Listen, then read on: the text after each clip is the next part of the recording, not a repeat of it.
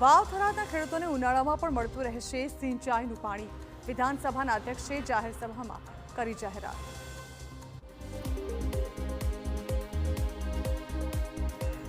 ગરમીમાં પીવાનું પાણી ખૂટી ન પડે તે માટે 15 માર્ચે સિંચાઈ માટેનું પાણી બંધ કરાય છે.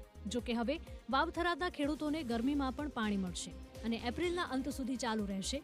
વિધાનસભા અધ્યક્ષ શંકર ચૌધરીએ કહ્યું છે કે માઇનોર અને ડિસ્ટ્રીબ્યુટર કેનાલ 30 એપ્રિલ સુધી ચાલુ રખાશે.